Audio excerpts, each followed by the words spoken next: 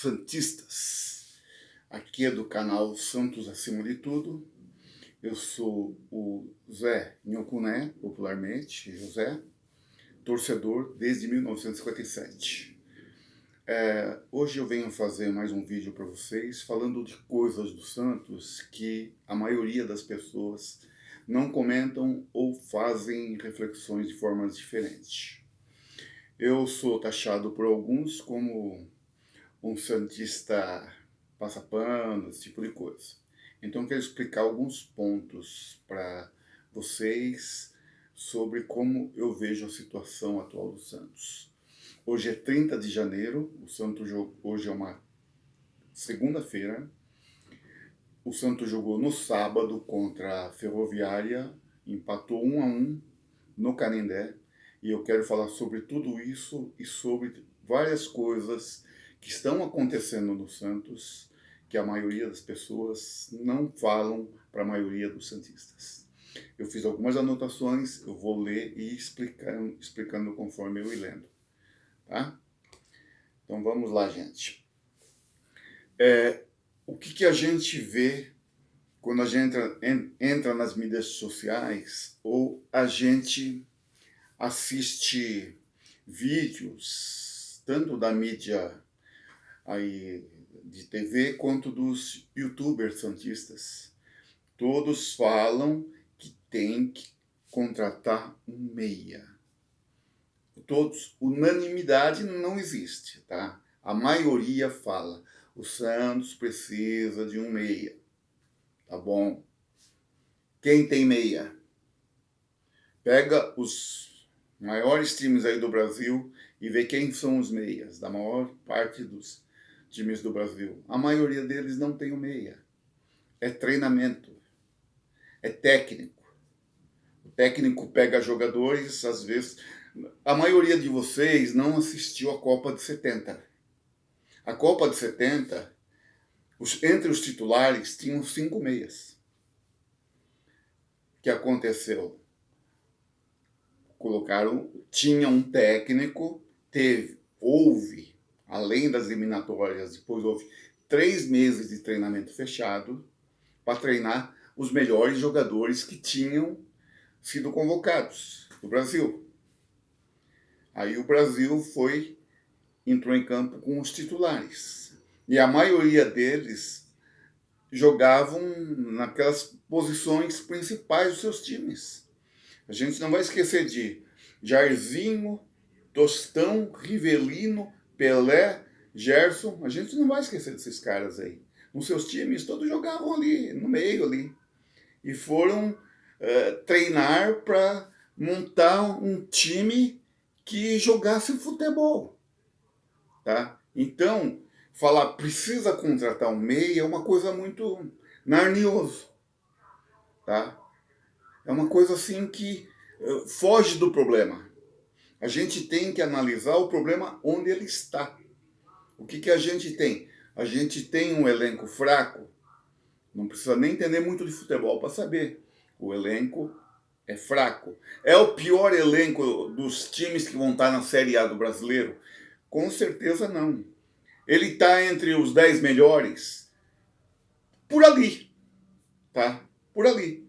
Se vocês pegarem a escalação do Santos hoje, vamos rapidamente falar hoje os titulares do Santos que a gente imagina hoje. Talvez eu mude algum de acordo com o meu pensamento sobre o time do Santos hoje. O João Paulo é unânime, tá? Porque tinha o João que podia fazer um contrabalanço, mas saiu, tá? Então o João Paulo. Os laterais tem 2. Eu prefiro o João Lucas, que veio do Cuiabá. Os 2 zagueiros, a gente vai confiar que Messias e Bauerman se estabilizem ali, porque já jogaram junto no América de Minas. Lateral esquerdo, a gente está com o Lucas Pires, que ele não vem jogando bem, mas ele tem, como se diz, a gente percebe que ele tem conteúdo, tá? Para tomar conta ali da lateral. Colocar jogando, tá? Então essa zaga aí, na minha opinião, é um titular. O meio de campo da gente é tantos testes para lá e para cá que tem que ser feitos, que a gente tem dificuldade em escalar o melhor time. Tem gente que põe o Rodrigo Fernandes como titular absoluto. Eu não coloco. Porque você não pode colocar como titular absoluto um jogador que, na maioria das vezes, no primeiro tempo, ele já está amarelado. Então é o tipo do jogador que, mesmo ele sendo eficiente, não dá para você contar com ele. Não dá. Você tem que ter um plano tático que você não tenha necessidade de contar com um jogador desse. Você pode escalar ele, mas você não pode contar. É um jogador que você dificilmente vai ter ele os 90 minutos de jogo. Principalmente quando chegar na Série A do Brasileiro. Tá? Então, o que a gente está vendo hoje no time que o Helman está montando? Ele está montando com o Dodi, Carvajal e o Soteldo, né? Dodi, Carvajal e Soteldo. O Sandri, ele, por mais que tenha sido um bom jogador de base e tudo, o Sandri ele já se mostrou incapaz de jogar no Santos. Muita gente vai me criticar, mas o Sandri já se mostrou. Eu acho que o Sandri ele tem que aproveitar esse momento aí, o Santos ver se consegue negociar ele com algum outro time, emprestar, fazer alguma coisa para que ele possa mostrar a capacidade dele num clube de menor, sabe, menor torcida, de menor, como se diz, que não seja tão grande quanto o Santos, tá? Então, ali no meio de campo, hoje, Rodrigo Fernandes, que não dá para contar, tá? De início ele pode entrar ter como titular, mas não dá para contar com esse jogador. Então é Dodi, Carvajal e o terceiro que entraria aí seria ali o Mendonça ou o Soteldo ali. Eles poderiam ficar ali se alternando, tá? E para o ataque a gente tem o Marcos Leonardo, que mesmo ele tendo muita dificuldade de conclusão para gol, tanto de cabeça quanto com o pé, ele tem muita dificuldade. Tá? E no ataque ali a gente vai ter que contratar jogadores. A gente vai ter ali o Lucas Braga, pode jogar o Soteldo entrando por ali também, ou até o Mendonça, tá? E com os jogadores que a gente tem no banco para completar esse time, não completa um bom time. Tá? Então, para a gente conseguir escolher 11 é difícil. O Ângelo é um jogador que fez 100 jogos e a gente fica esperando que ele mostre que tem condições de ser titular nesses 100 jogos. Ele não mostrou ainda. A gente fala, pô, ele precisa explodir. Explodir não quer dizer fazer gols, não. Quer dizer chegar ali e tomar conta da posição mesmo. Então, nessa análise inicial, que conclusão que a gente chega? Que o time do Santos precisa de 3 a 4 jogadores para chegar e entrar no time. Para que a gente tenha um time competitivo, para disputar a tabela ali do 10º para cima. Para brigar por coisas melhores. Para o Paulista é difícil agora, mesmo chegando reforços é difícil. Só que o Paulista é uma competição que não é tão difícil. Não sei se o Santos vai conseguir ficar entre os dois do grupo, classificar entre os dois do grupo, não sei. Pode ser que consiga. Tá? Para o Santos conseguir ir bem ainda no Paulista, ele vai ter que acreditar que ele tem condições de disputar clássicos de igual para igual. Aí tem muita gente que vai falar, você é louco. Não. Você pega, por exemplo, o vestiário dos adversários que fazem os clássicos com a gente. Ali os técnicos, quando eles estão fazendo os preparos para o jogo contra o Santos, eles falam para não dar chance para o Santos ter espaços. Tá? Mesmo sabendo que o Santos é um time um pouco mais fraco, mas eles sabem que se derem espaços para o Santos pode ganhar o jogo deles. Tá? Então, o que eles fazem geralmente? Eles entram com aquela estratégia de marcar bem o Santos esperando o erro dos jogadores do Santos. Porque os jogadores do Santos erram mais do que os jogadores deles. Tá? Porque são jogadores de menor qualificação. Então, Hoje os adversários jogam nos erros dos outros, eles treinam para atacar os erros dos adversários. Você pega até time pequeno quando vem jogar com o Santos, eles ficam ali fazendo antifutebol, até o Santos dar uma errada, eles irem lá e chutar para gol, até fazer um gol, conseguir um pênalti de um jogador besta do Santos, coisas desse tipo. Tá? Essa é a estratégia que eles jogam contra o Santos. O Santos tem que, com o seu técnico, que não é um técnico ruim, em reuniões, não é só em campo, mentalizar o time e o grupo todo de quais são as estratégias dos adversários que vêm jogar contra o Santos. Eles vêm jogar no nosso erro. E nós temos que ver como a gente pode também jogar no erro deles e como não dar tanta oportunidade de dar esse mamão com açúcar para eles. Como fazer isso? Isso é com muito treinamento, tá? Muita união de grupo, tá? E muito de um jogar pelo outro, sabe? Não jogar só por si. Todo mundo cobrindo todo mundo. Não pode ter bola perdida. O jogador que toma um drible, ele não tem que falar, tomei o drible agora, já era. Não. Ele tem que ir até o último limite. Não para fazer um pênalti, mas para atrapalhar para que aquele jogador não tenha liberdade, para ter visão maior do que ele pode fazer naquele lance. Está faltando isso para os jogadores do Santos. Alguns gols que o Santos toma, às vezes, é isso. O Santos, ele olha muito a marcação, ele olha muito e ele disputa pouco o lance ali. Então tem que disputar aqueles lances. Os jogadores adversários entram no Santos, eles entram duro nos jogadores do Santos. Você vê que o Marcos Leonardo, ele pega a bola, ele é levantado toda hora. Os juízes deixam.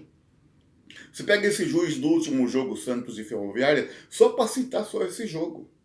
No Santos e Ferroviária, os jogadores da Ferroviária, todas as vezes que o Marcos Leonardo ia participar de alguma jogada, eles levantavam ele.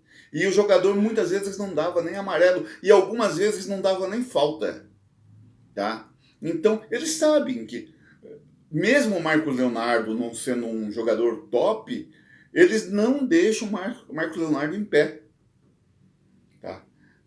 Falta de força na federação? Com certeza. O Santos não tem força nenhuma na arbitragem, nem na federação. Força zero. Tá? A gente pega desde o primeiro jogo neste Campeonato Paulista, para não falar dos roubos que teve na Série A o ano passado, que o Santos perdeu uns 10 pontos só para arbitragem e VAR.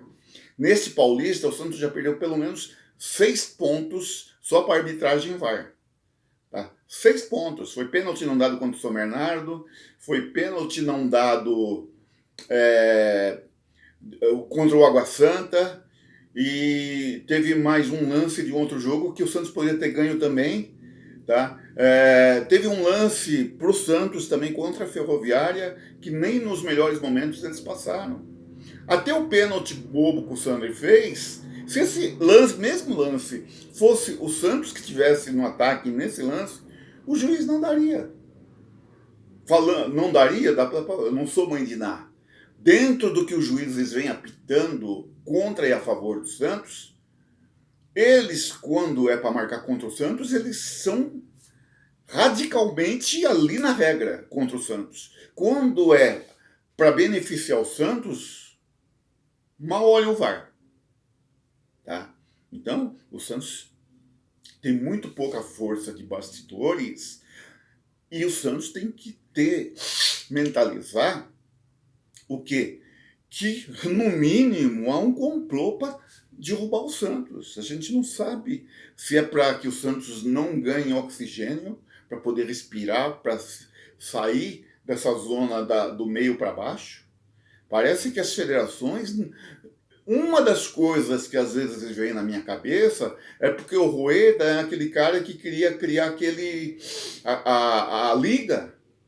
Eu acho que isso aí, como enfraquece federações e tanto dos estados como a CBF, talvez eles façam isso para tirar o Santos da jogada.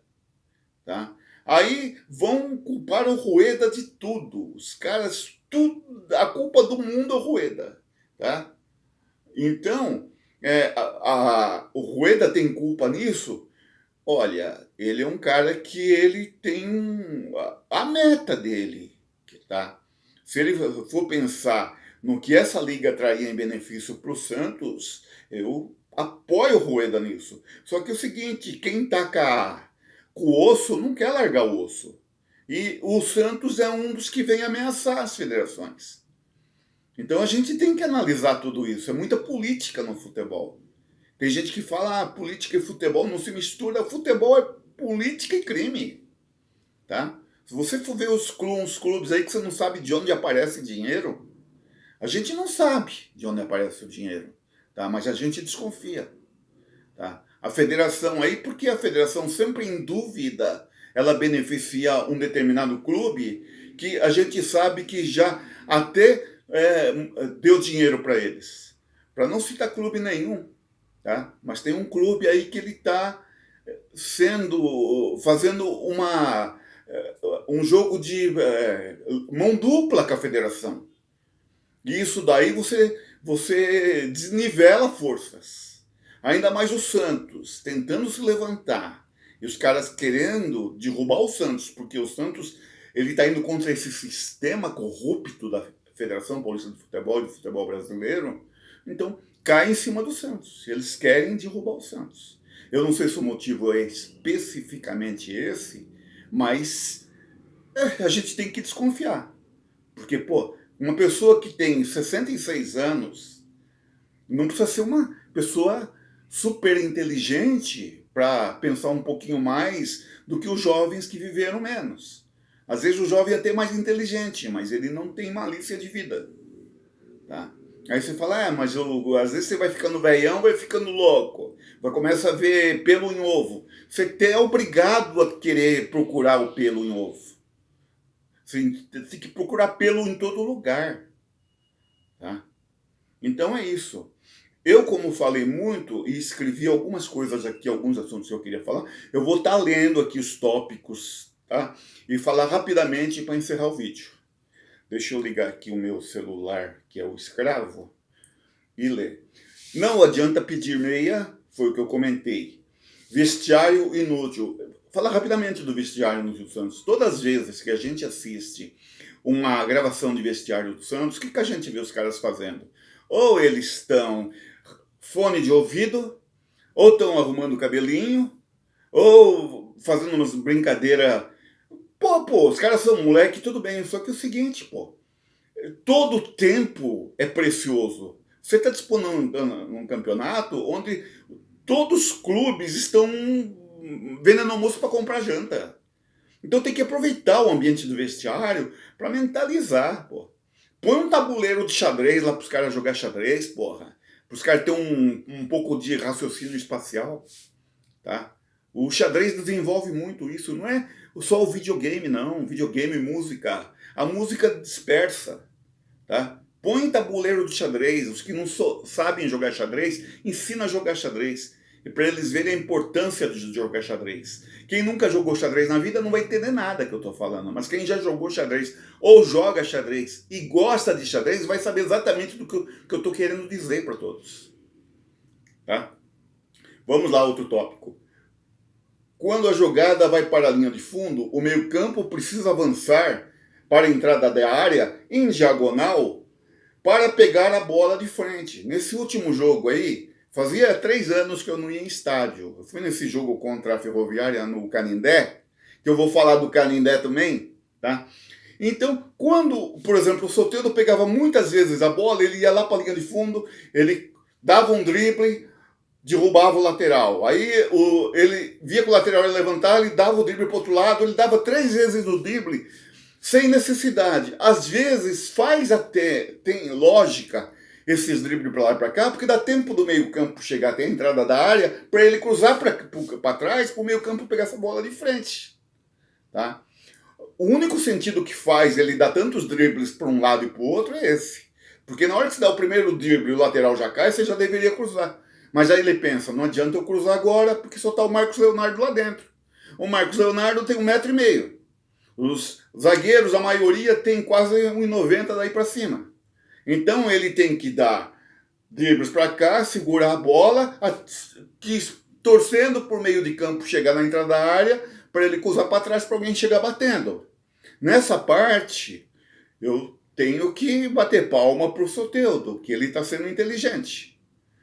Ele está vendo que o meio de campo está lá atrás, porque é um meio de campo mais de volantes do que de meias. Mas eles podem fazer isso com treinamento. E isso daí o Helman precisa ver melhor, que no jogo contra a Ferroviária foi mal usado isso aí. Porque o meio campo demorava muito para chegar. E quando eles tinham bola para arrematar para o gol, geralmente eles estavam uns 4, 5 metros da área. Eles têm que estar mais ou menos na risca da área. Porque para não dar tempo para o goleiro chegar na bola. E os chutes, quanto mais longe você chuta, a tendência do chute é a bola subir mais. Quanto mais perto do gol você está, a tendência é você dar chutes onde a bola suba menos. Tem que treinar muito chute a gol de fora da área. Não é só na hora de aquecimento, não. Colocar, tipo lá, pelo menos meia hora depois dos treinos, de arremate a gol de fora da área, para todos os jogadores. Tá? Então, isso é uma coisa que eu observei de defeito lá de treinamento do Santos. Precisa ter 2 atacantes pelo meio. Um que leve a bola e outro de conclusão de jogada na área. É exatamente isso. Às vezes, desses meias que chegam, às vezes, quando a jogada não vai pela lateral, um desses pode puxar a jogada pelo meio, tipo o Dodi fez naquele gol do Santos que o Mendonça concluiu.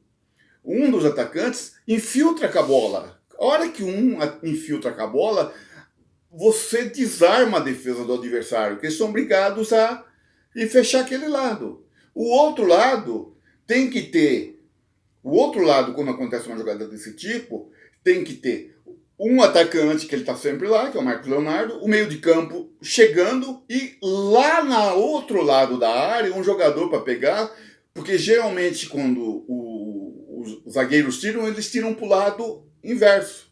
E já está chegando um outro jogador lá para pegar o rebote e continuar a jogada. Que o Santos não está aproveitando bem isso. Quando, às vezes, aparece alguém lá ainda, o cara já chega meio dividindo com o zagueiro que já está vindo cobrir. O Santos precisa treinar isso.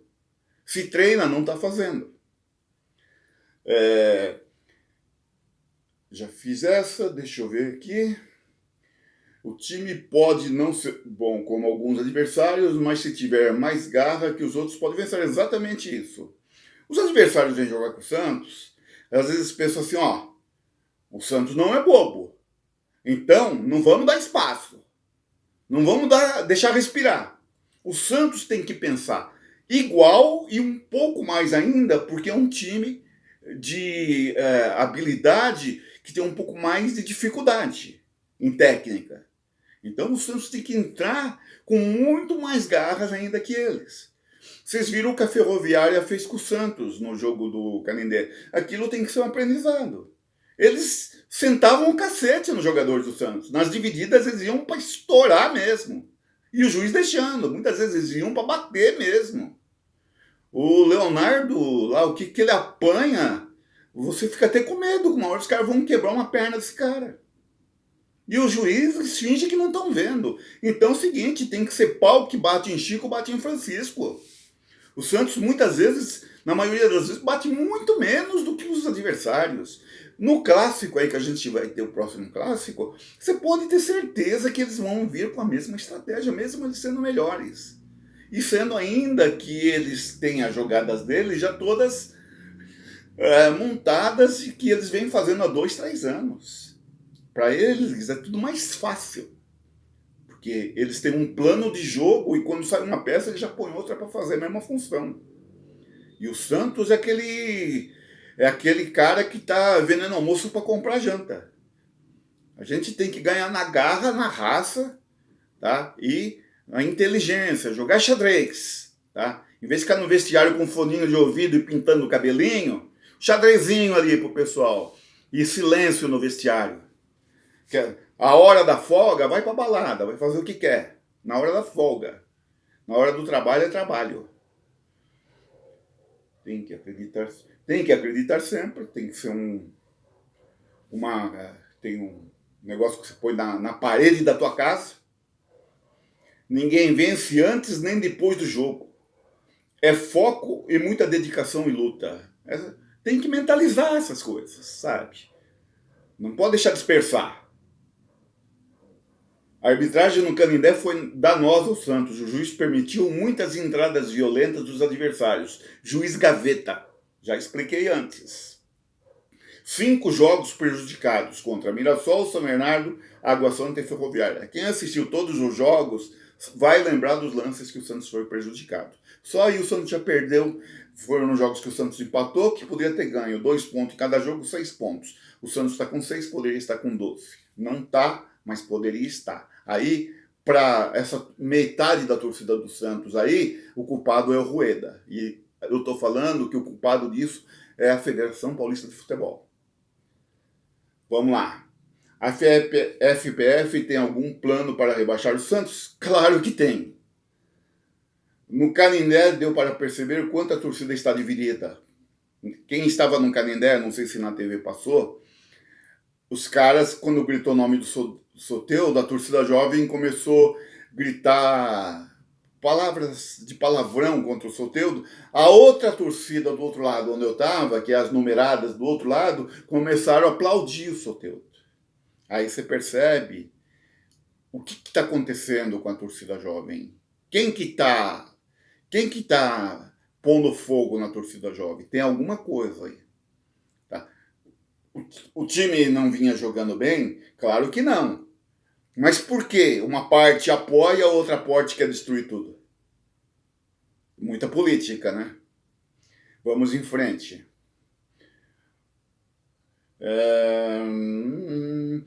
Todo mundo xingou o Rueda, eu não xingo, tá? Eu não xingo o Rueda. O Rueda ele está sendo atacado até pelas federações porque ele queria melhorar o Santos. Inclusive esse caso aí da Liga, tá? Então as pessoas não entendem nada. Tem um monte de caras aí que vão nos lugares falarem, xingam o Rueda de tudo, que é o pior presidente que o Santos já teve. Eles não sabem nada, tá? Eles não sabem nada. Contratou mal, várias contratações ruins. Para que tem lá um departamento de scout que fala? Para que tem o departamento de scout? Então, ele tem o departamento de scout, faz 2 meses que está o Falcão e o Helma. O que o time não está produzindo ainda, a culpa não é do Rueda. Vamos esperar contratações. Virão contratações. Até março, abril, pelo menos 2, 3 caras bons virão. Porque o time, não é o elenco, o time precisa de 3 caras que chegam ali, põem a camisa e falam assim, ó, agora vamos. Vamos se abraçar e vamos todo mundo junto. E o Rueda sabe disso. E quem tá só xingando o Rueda aí, não sabe o mal que tá fazendo pro Santos. Pensa que é o super inteligente do pedaço. Não respeita quem pensa diferente. Chama de palavras ofensivas. Pessoas assim não dão o mínimo valor. Nem cito o nome de pessoas assim, porque elas não merecem. Vê se tem mais alguma coisa. O Santos precisa de um atacante experiente que saiba cabecear. Não é para queimar o Marcos Leonardo.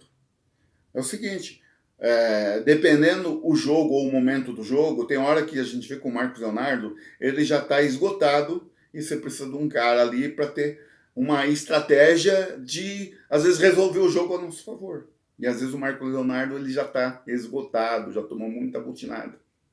E do jeito que tá, uma hora os caras vão quebrar uma perna desse moleque. Tá? Então o Santos precisa de mais um atacante para dividir essa responsabilidade com ele. O Juan Seco, que entrou no jogo contra a Ferroviária, condição zero. Eu não sei como esse cara fez gols na Copinha. Pra vocês verem como o nível da Copinha é fraco. Comparado com o profissional, é claro, né? Sem chance nenhuma esse Juan Seco. Sem chance. Se vir aqui na Várzea, aqui no Nhocuné, aqui, ele vai ser reserva. Pode ter certeza. Não joga nada. Empresário, olha, o empresário dele é nota 10.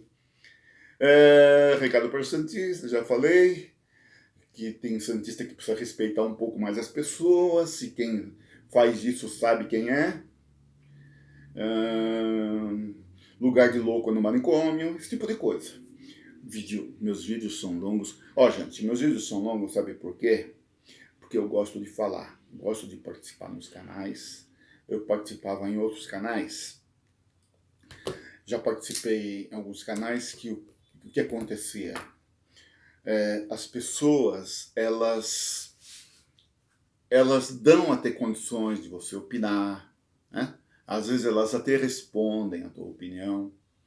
Só que a pessoa que tem a experiência de futebol que eu tenho até em campo, jogando, vendo, em estádio, é muito pouco eu só opinar. Então, a única chance que eu tenho de falar é eu ter o meu próprio canal. Aqui eu posso falar tudo o que eu quero. Eu posto meus vídeos para várias pessoas pelo Messenger, WhatsApp, para elas assistirem, santistas, os que eu conheço.